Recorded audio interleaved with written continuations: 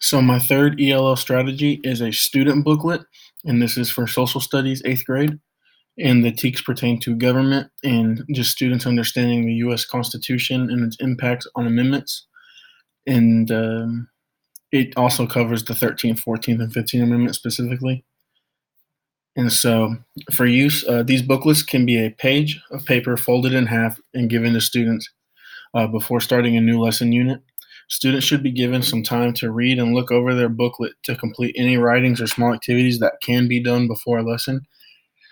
Throughout the lesson, students can refer back to their book when they need some help understanding something or when they are able to complete another activity in the book.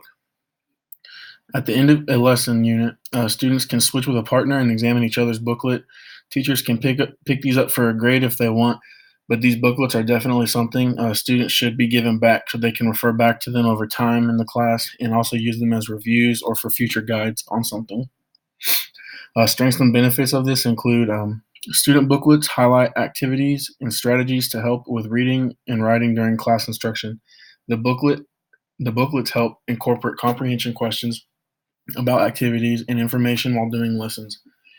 The small booklets can contain things like writing sections, vocabulary, drawing, and even graphics. The most beneficial thing about a student booklet, the most beneficial thing a student booklet can provide is making sure it has a section of keywords and an ELL's student's first language next to the English word.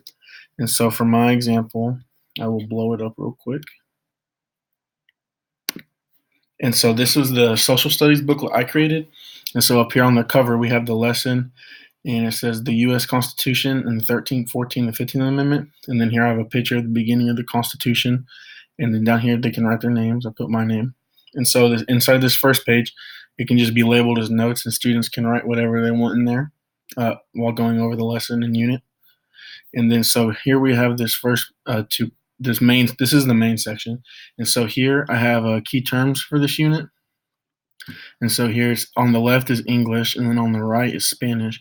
And so I have words that would be talked about a lot in this unit, like amendment, vote, citizen, court, government, constitution, abolish, president, elections, taxes, equality, and law. And then on the right is their Spanish translation for students who may need help if they're Spanish ELLs. You can do other languages, of course, for any other language.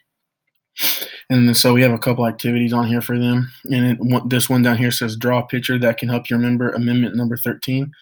And so something they may draw is Amendment 13 is about no slavery and abolishing slavery. So they may draw a picture of broken chains or something like that. And then so up here, this is the little writing section. And it says briefly describe what the 14th Amendment granted. And they just describe the 14th Amendment basically.